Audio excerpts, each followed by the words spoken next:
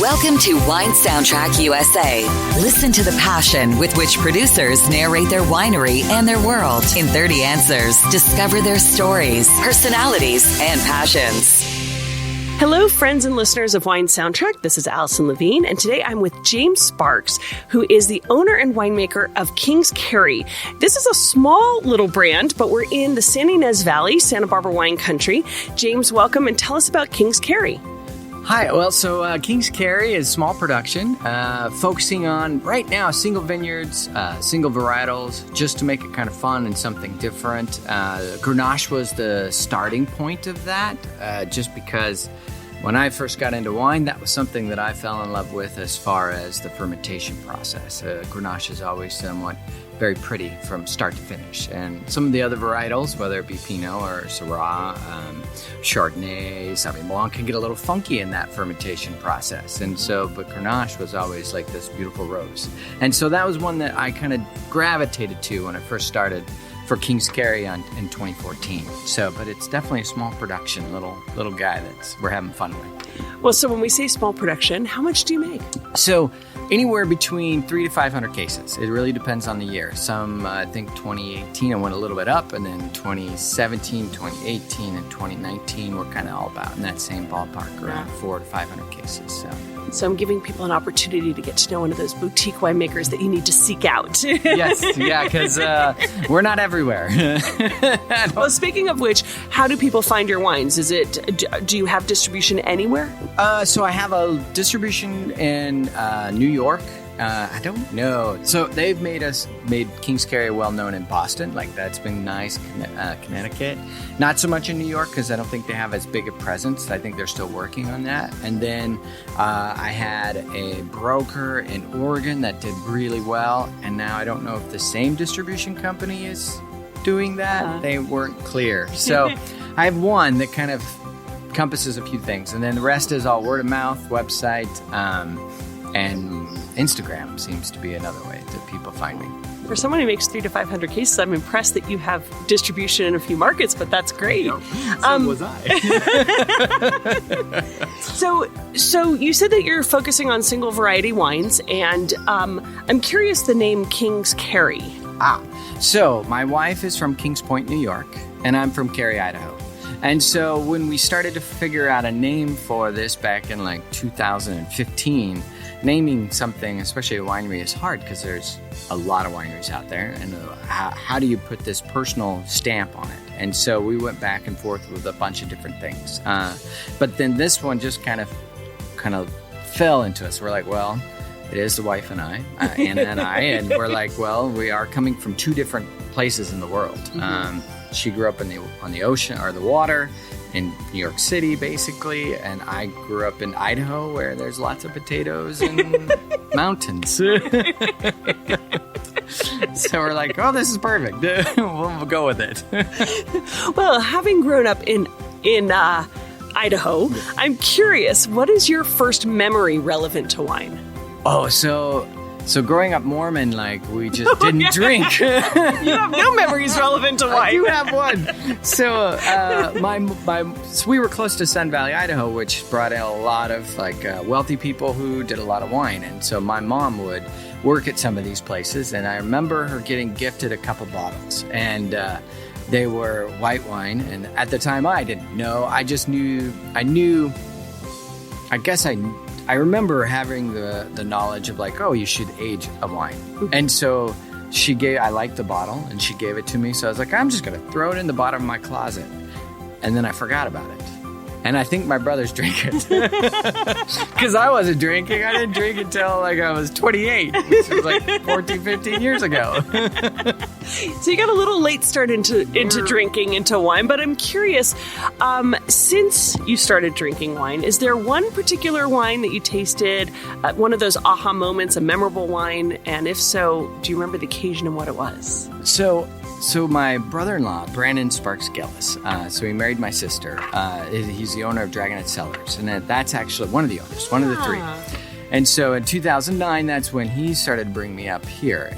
I came up here to help him, and that's when I never left. But from, I would say, And we were living in Colorado. I remember that was kind of the first time that he started introducing me into wine. And it was a white wine. And I feel like it was a strange Italian wine. I just remember not liking it. He was like, okay, well, that's a starting point. And so then we kept going and kept trying things. Krug Champagne was kind of the first one where I was like, oh my goodness, this is beautiful. Krug Champagne, okay. Yeah. So I blame Brandon for a lot of my shortcomings when it comes to wine consumption and what I like. I never put that together, that you're brothers. Yep. Well, brother-in-law. He's much taller, but we've known each other for a long time. So okay. So Krug Champagne, Yeah. So since then, now that you're a winemaker, and how long have you been making wine? So I took over Liquid Farms winemaker position in 2013. So 2009 to 2013, I was just assisting the Dragonette boys in whatever they needed. So from the wine meet to the tasting room, and then that would be the official time when I started actually making it. Otherwise, I was just doing what people were telling me to do. Right. And of course, you make the wine for Liquid Farm, if anyone's heard of that. Yes. And then you started your brand again, what year? And actually 2014. So we didn't officially get going until about 2015, and we didn't get legal to sell until 2016. So it was kind of a process. But the Dragonette boys were the ones that like, hey, we've got some extra Grenache. They were doing by the acreage at John Sebastiano, which is a fairly large vineyard, and the Santa Rita Hills that kind of moved into Santa Ynez, that now is all Santa Rita Hills, just as of 2015 or 2016. But anyway, they're like, hey, we got some fruit. Do you want to come in? Do you want to do a ton? I was like, sure, why not? And that was the start of it. So you're sourcing all your fruit. Correct. And where are you sourcing from? So right now, pretty much, it depends on the year, but typically Santa Rita Hills and then a little bit of the Santa Ynez Valley. So it just depends on where I'm getting the fruit from. So like I was doing Semillon, so that's coming from the Happy Canyon. I was doing Rosé, and that's coming from Santa Rita Hills along with the Grenache. And then this year, did some Cab from Los Alamos. So my friend at Lo-Fi, Mike Roth, he has a little vineyard. It's Clos Mullet. Party in the back, the Cab Francs in the back. Wait, no, party in the front and business in the back. My bad, I got it backwards. Cab's in the back, Gambé's in the front. So, I like that. Yep, I went with some Cab. And then I also grabbed some fruit from up north. It's Eden Rift is the name of the vineyard. So it's, I think it's Hollister. Okay. I got to look at the AVA. I haven't quite got that far yet as far as getting a label ready. So now that you're a wine drinker and obviously, exploring more wines, do you drink a lot of international wines as well, or do you focus more on the area? Honestly, I do. I would say French tends to be more of my go-to. I do love our area and what it can do as far as the diversity from the cool climate to the warmer side of the valley. I think that's pretty amazing, just the different producers and my friends who are producing from Dragonette to Storm to Shannon or Gavin. Shannon. Yeah. I was like, what's his last name? Oh my goodness. And then Tyler, what he's doing. Like, there's just a lot of great producers in this area. But when I want to, my inspiration is French, especially for my day job. Like, what they've been doing it for years. And it's just really impressive what they can do with their terroir and what they're trying to do stylistically. So I do tend to lean more towards that. Then if my wife gets involved, it's Italian. So in your cellar, I'm not asking how big it is. Maybe it's a little wine fridge. Maybe it's hidden in a closet. Maybe it's in a closet somewhere, but you remember it's there. Yeah. What kind of wines would we find in there? So a little bit of Pinot, a little bit of Chardonnay, a little bit of Champagne, a little bit of some Grenache, a little bit of Syrah.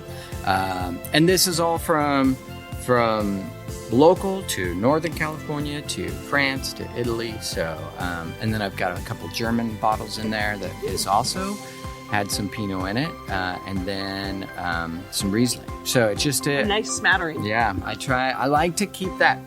The goal is to keep the palate fresh and not become too accustomed to what I'm making, because otherwise then I'll get that house palate and I might miss something. And I want to experience like the wines that I'm producing on occasion, where I'm like, oh wow, that's actually really good. Or I can be like, okay, what can I do better next year? So, anything you opened recently that drank really well? Oh boy, Well, for Liquid Farm, we did a project called Dandy, and it was Sauvignon Blanc, a little bit of Mervet, a little bit of Syrah. And it's a 2018 Sauvignon Blanc, and I hadn't had for probably, I'm thinking 6 months. And I was like, oh, hey, that's actually pretty tasty. So I was pretty impressed with that. That was a nice surprise. Also had I'm having a brain, but it was a Chardonnay from France. I still have the bottle inside. That was just quite lovely. Lean, but lush, and just the acid was driving and had some minerality, but those nice, like, tropical flavors were coming out, which was kind of cool. So, do you think there's a such thing as a perfect variety? Oh, I'm going to probably get in trouble for saying this, but I think Chardonnay might be if I was to pick one, that would be it. Because I can do champagne, sparkling, to this leaner style Chardonnay, to this richer style Chardonnay. I like that. I think that's fun, whether you add oak to it, no oak, stainless steel. And it really seems to capture wherever it's grown. And I say this too because, like, I make Semillon, Grenache. Those are other varietals, and Syrah that can do the same thing. But I don't know. I think Chardonnay might be I know people are like anything but Chardonnay, but I say always bring Chardonnay. Yes, please. I'm a sucker for it. I don't know why. I just go with it. So I don't tend to go with the bigger style. That's not really my thing. But even those have a place and a stylistic approach, whether it's the winemaker putting his hand on it or it's the vineyard. It's just kind of fun. Yeah. So as a small little brand, but also working with other wineries and in your experience, what's your opinion on wine critics and scores? Oh, I am not a fan. It's such an interesting thing because they're doing a job that people have enjoyed. And it's worked well for that. I just don't know if I get tired of the score system because you have this 100-point wine, and I'm like, I've had 100-point wines, and I'm like, how is this a 100-point wine? Yeah, what does that? It's an arbitrary number. It is. But what I would really like is to people get rid of that scoring system and go, here are the things that I am experiencing with this wine. Talk about it. Write about it. Explain why that you're enjoying it versus why you think it's 100-point. Why do you enjoy it? If you like a bigger style wine, great. Then that's kind of what you're going to gravitate to. But then don't, like, you can be honest and say, well, this is a lighter style, not my cup of tea. But if you're into this style of drinking, here's what I'm getting. So I like the idea of introducing people to different styles versus giving them a score. Because then you have people who are making thousands and millions of cases, and they're selling their bottle for $20, and they're giving it a 98-point score. Like, how is that possible? Like, what's going into that bottle? I know I know what it takes for a small production. So a big production, how much can you pay attention? I feel like you're just throwing stuff at it and hope it comes out. So as a wine drinker, white, red, rosé.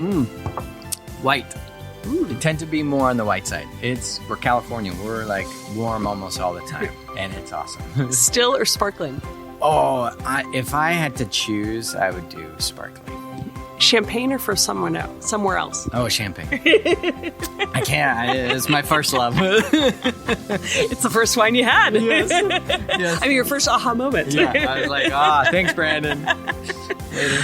Yeah, you're lucky when you have a guide that's going to only show you the best. I am very lucky.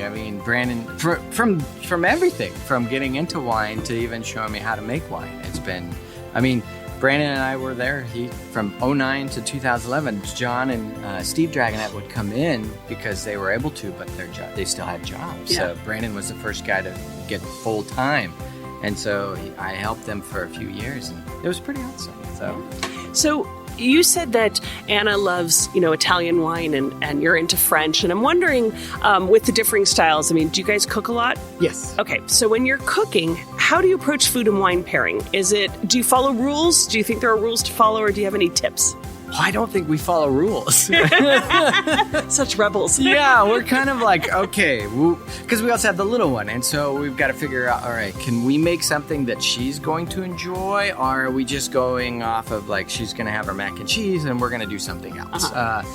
But then when you pull out wine, which you're not sharing with your daughter, correct. Are you saying, okay, we're having fish tonight, so we should have white wine, and we're having meat tonight, we should have red wine? Or do you look for other ways to decide the wine you want? I would say it almost, okay, Anna, what are you feeling like? Because like she gets a little more particular. And so she's like, all right, today I want red. I'm like, all right, do you want Sauvignon Blanc, Chardonnay? Do you want some Riesling? Do you want some Chenin? What are you feeling? And she'll pick one, and then I'll go, okay, so now let's figure out what we're going to try and have for dinner. Will that go with that? Or can I suggest something that might go a little bit different? Or do we just say, okay, we're drinking that and this is what we're having, whether it's a burger or whether it's a salad, whether it just kind of depends. And so you might choose the white wine first, the style of the wine, and then pick the menu, or who cares? Yeah, or a lot of times it's who cares. It's like, okay, well, this is the plan. Here's what we're going to try and attempt to make tonight, and then we'll go with the wine. And if it works, great. If it doesn't, well, we might have to open something else. And we'll save the other bottle for the next time. But I like that trial and error. It's like, because food is meant to be enjoyed just as wine. And sometimes pairings, there's it's a guideline, but it doesn't mean it's going to work every time, especially depending on what I'm making or how I'm making it. Mm-hmm. Yeah, sometimes I might not have all the ingredients that I need, and I got to make do. So for somebody who hasn't tried Kings Carey wines yet, what do you think they're missing out on? Oh, I think they're missing out on a style of wine, specifically Grenache, because that was kind of the first thing. And what I wanted to do with Grenache is, because it was basically from Rita Hills, I wanted to do a lighter style of Grenache that still had some power to it, still had plenty of fruit. And so I think that, at least what I've experienced, is some of the people are surprised at how light it is, but how much flavor it still packs. And I think that's the beauty of this Rita Hills, and as well as the area, and trying to be a little bit more, at least with the style that I'm going with, a little bit, I had a word there. I would say restraint. Restraint. Yeah, restrain myself. Because, I mean, look, it's Sunday, it's 11, and we have plenty of sun. Yeah, so you gotta have a little restraint. Yeah, exactly, because we can go big. We have no problem with that, or California.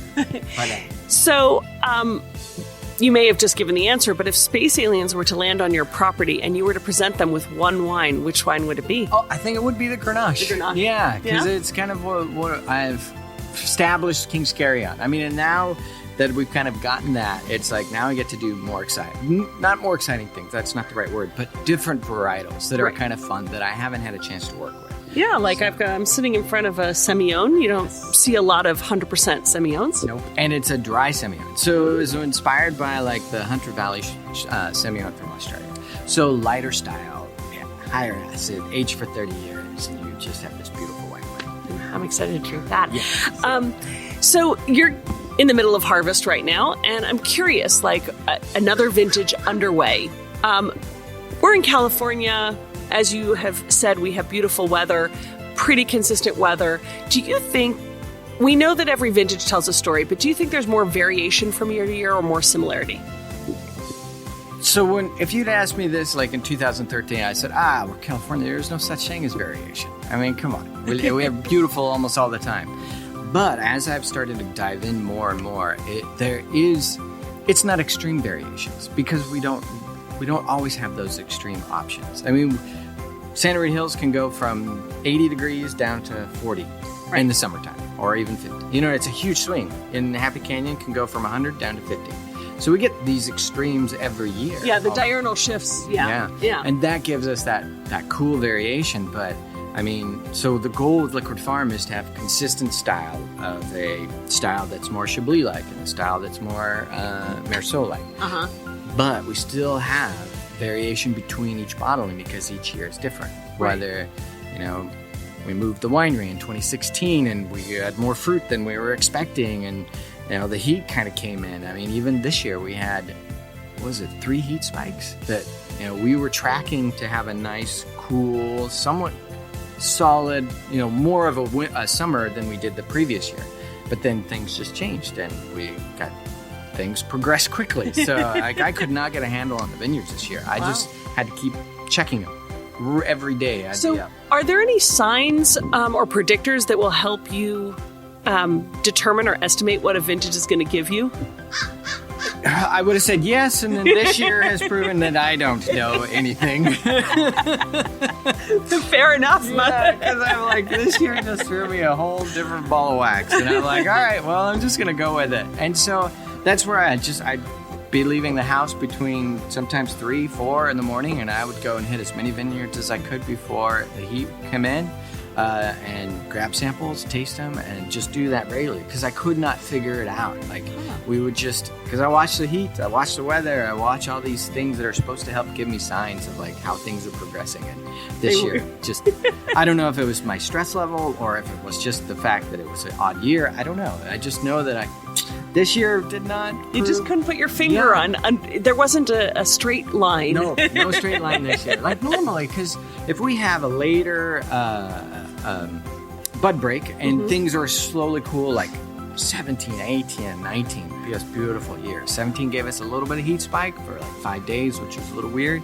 But the rest of the time, it was just like this solid, consistent, I got to watch things progress and the vineyard was showing well. And I mean, this year we had these what looked like I should have picked, like it would have reminded me an October style vineyard versus we were just outside of going into September. And I'm like, this is like, it doesn't make sense to me. How can I pick this right now? We're not there.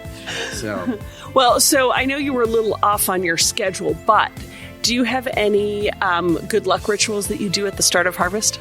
Oh, no, I don't actually. Interesting. You might have to start some, some people pour champagne over the first crush. Some people don't shave. Some people, I don't know. Only if it comes naturally. Yeah, that's interesting. You said you were getting up early in the morning, 3, 4 in the morning. You're going to every vineyard. You're walking through. You're taking samples. You ever talk to the vines as you're walking through them? Well, yeah, because I do that with the plants here at the house. I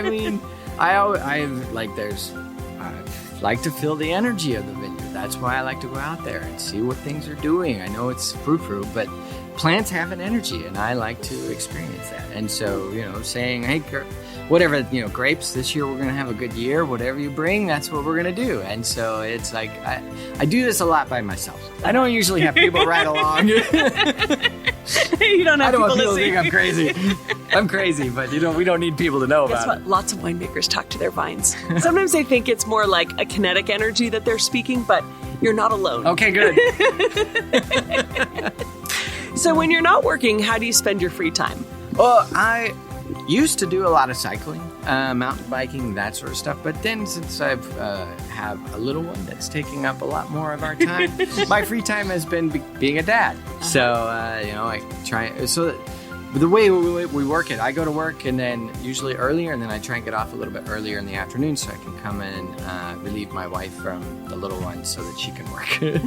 So, because she has a lot of energy. Yes, because at this point she's, you said 5.5? Yes. Yes.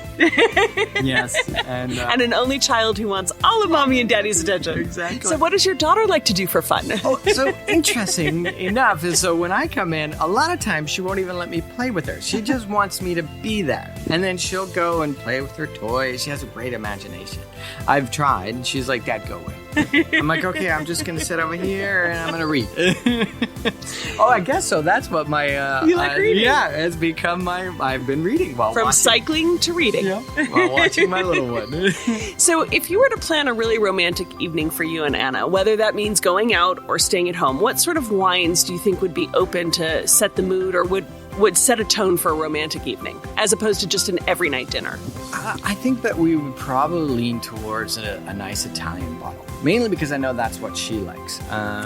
Whether it's a classic Chianti or trying to think of some other beautiful reds from yes. It's like, why not? And then maybe go to an Italian restaurant or something like that. That would be because where we are, we don't have a lot of options as far as getting our wine shops are great for supporting our local businesses, which is awesome. But sometimes finding some of those different style wines are challenging. So because you live in the town of Solvang, and it is just a small wine country town. Yep, it is. It's a one street all the way through. You will stop. You have to. You can't just like blow through it because there's a lot of people that walk. Right. They're always crossing. So you're like, all right, there's like 5 lights, and you're gonna hit every one of them. It's hard to remember it's a small town when you see the weekend congestion up here. Yes, it is pretty crazy, but still not as bad as like living in LA, where you could like literally to go 5 miles takes like 2 hours sometimes. True. And I don't have a vineyard right in my backyard, although there are more now in Los Angeles. That's what I've heard. I don't know if that's a good thing. So, is there a piece of advice that was given to you from anyone at any point that has been a guiding principle, whether it's in your life or in your work? And if so, what was that advice and who gave it to you? Oh boy. That would require that my brain remember past things. I feel like I try to live in the moment, which means I forget everything else. Which is not true, but it sounds good. So that advice would be live in the moment? Yeah, that's a great advice. I'm trying to think, like, because, everybody has an opinion and there's always some great insight, but I think maybe that's just living your best life one day at a time. I don't know who said that. I just feel like that's just been one of the things that I want to do. And I think wine has provided that because it's for me, it's a great way to get rid of some energy because it's physical. It's also a great way to use the creative side because that from the blends to the pick times. And then also the great way to use the math mind, which my math mind is not as good as probably others, but it's still fun for me. Yeah. I get to look at numbers. I get to see how they're going to pan out and how they're referencing to my palate. And so that's kind of fun. Well, and the back of your label says art plus science plus love plus labor equals wine. So, which is true. I think you summed it up right there. When you look back at your career, what would you say is one of your proudest achievements to date? I know you have a small brand. I know it's young. You've worked for a couple of other wineries, but is there one thing that you look back and you go, wow, I'm pretty proud? I would say I tend to, that's because of the different places that I've worked. The proudest moment was actually taking that leap and saying, yes, Brandon, I'm going to come up, because I was in LA at the time. I'm like, I'm going to come up and I'm going to help you. I have no idea what you're doing. I get a little bit, but this seems odd to me, and just never leaving like that. Thank goodness that he was there and gave me that opportunity. But then for Liquid Farm, I would say the vintage for 2015, the White Hill and the Golden Slope are just, for me, I love them. They're awesome. And then I would say, this 19 Rosé is still probably... The Kings Carey Rosé. And what is it, a Rosé of? Yeah. Grenache. It was just perfect year. Like, the acid stayed strong. I had to even wait a little bit longer for some of the acid to kind of cool down a little bit because it was so bright. Yeah. But it just has a nice balance. I like how you have lots of little accomplishments. I like that because it's you're living in the moment. Yeah. It's one day at a time. You're heeding your advice. It's brilliant. Yeah. Awesome. Okay. It worked. So complete the sentence for me. A table without wine is like... Oh, I'm going to say hell. So now I want you to imagine another scenario. Okay. We're in a restaurant, sitting at a table. Your wines, the Kings Carey wines, are sitting on the table. And the paparazzi are outside the window taking a picture because they're really excited by who's sitting at the table drinking your wine. From any walk of life, living or deceased, who would you want to be drinking Kings Carey wines? Oh, boy. It's kind of an interesting, I would say, because this just happened to me recently. He does this podcast called American Life, and they're out of Chicago. And I know this American Life. I'm having a brain like the main guy. His voice is, I just love listening to him. Now I'm having... I don't have my phone. I'm going to have to look for it. But I'm going to pick him because it made me think I would like to get some wine to this guy. And have him do a story on This American Life? Yeah, well, I was thinking just because he seems so interesting and I like to listen to him talk. And so he would be one person that I was driving in the truck while listening to him, and I probably did imagine talking with him over some wine and just getting his take. And Chicago's a great city, so why not? Ira Glass. So if Ira Glass is listening, come drink Kings Carey and a dream will come true. Right. Or I'll be happy to send it to him. I'm fine with that too. If he's in LA, I can make that happen as well. But I'm going to use him. That popped in my head. I like that. Okay. So now, one more imaginary situation. You're sent to a deserted island or a desert island. Or both, a deserted desert island. That'll work. What 3 wines would you want to take with you? Okay, are we specific or are we just in general? Because champagne, up to you. Chardonnay, and then I would say some Grenache. Okay, and a champagne. Oh, I'd go Krug. Why not? Let's do 1999. Ooh, more specifically. Yes. Okay, and Chardonnay from? Ooh, I might actually take the 2015 White Hill from Liquid Farm. So a Santa Rita Hills one. Yes. And the Grenache? Oh, I'd do Kings Carey. And that one I would probably do the 17 Grenache. I like how 2 out of 3 you're taking your own wines. I know, that's not too bad. But you also put me on the spot, so those are the first things that popped in my head. Okay, I'm going to put you on the spot one more time because we play a game where we pair wine and music because it's wine soundtrack. So based on some of these wines that we have here. I did play music for a while. That was one of my previous lives. Yep. With Brandon. What did you play? I was bass, and then I moved into lead vocal. So it was a family thing at the time. So anyway. Okay, well then you might be very good at this. Pressure's on. This will be fun. So when we drink wine, a lot of times, it gives us a sensation and a feeling. And I want you to tell me what song or musician or genre matches the wine. Okay. So I want to start with your Fantasy 1999 Krug. You know what? This is kind of an interesting, but I'm just going to go with it because it popped into my head. It's Axl Rose. It's what's that song that is? I'm so bad. I only know every rose has a thorn, but that's the only one. That's the one. Okay, because I'm not going to be very helpful here. No, okay. So I'm going to go with that one. Okay. It just popped into my head, so that'll be perfect for that one. Okay, so next, your 2018 Semillon that is from the Vogelzang Vineyard. Ooh. Okay, I'm going to go Beethoven on this one, mainly because we have done that. Okay. Because I like to listen to music in the evening, so especially it's part of my life. Music is every day, and so... Well, then this will be really easy for you. Yeah, except now I got to think of, which one? Oh, that's okay. You can say Beethoven, and we'll move on. Okay, cool. Then your Rosé of Grenache from Spear Vineyards, and, So my brother, who still plays music, and is still doing that, he's just moved down to LA, and so he has, I wish I had my phone, but it's Daniel Sparks. So I'm going to put his music. He's got a couple great songs that would go great with this rosé. Okay. And your 2018 Syrah from San Luis Obispo County. Okay, so that one I'm going to go with, think of this one. What would I throw? Ooh, this is one that we've been enjoying is some, I would say some ragtime. So classic, old school. Wow. Yeah. Ragtime, not a genre I hear much, but I like that. So cool.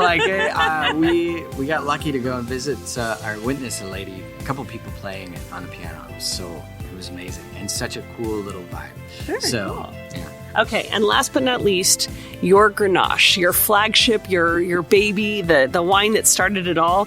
In particular, this is the 2017 Grenache from the Santa Rita Hills AVA. So there's a place in New Orleans called Preservation Hall. And so I'm going to go with the Preservation Hall jazz musicians. So, for that one. Okay, so you did okay. I wish I could remember more specifics. I should be who they were and what song, but I mean, this is kind of a genre. It's an ambiance. Yes. It's the mood, and that's what we tend to do. I'll throw the music on, and we do. It's music, food, and wine. That's what we do in the evenings for us when we're creative. Well, so last question to put you on the spot, but what wine region is at the top of your bucket list to go explore? Oh, I think I'm going to say... Oh, I was going to say Tuscany, but then I'm like, I kind of want to just hit all of Italy because there are so many cool, different things that I know, areas that I just don't know enough about. And the wines are very interesting to me as far as like how they can capture, I'm going to use that word terroir and what they're doing.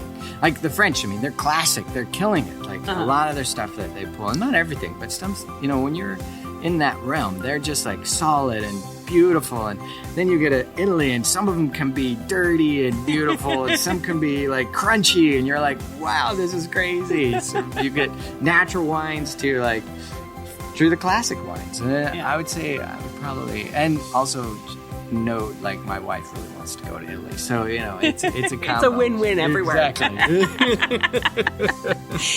Now, for somebody listening who wants to come here, now, Santa Ynez is easy to get to. We're about 2.5 hours north of Los Angeles. You can fly into LA and drive north. You can fly into Santa Barbara County.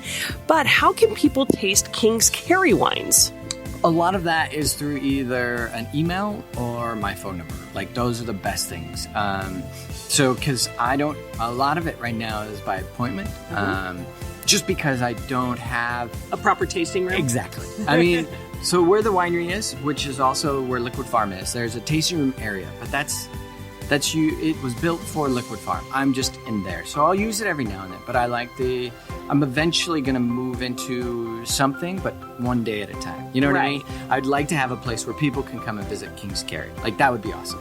But for now, as a small producer, 300 to 500 cases, if you want to try these wines, you go to kingscarey.com, reach out and schedule a private appointment where you will get to meet one-on-one with the winemaker and taste wines that you just won't necessarily find anywhere else. Correct. Yeah, James at kingscarey.com. Fantastic. James, this has been really fun. Thank you for joining us today on Wine Soundtrack. Thank you. I had a great time. Let's do it again. And I'll try to remember more names. Thanks for listening to a new episode of Wine Soundtrack USA. For details and updates, visit our website, winesoundtrack.com.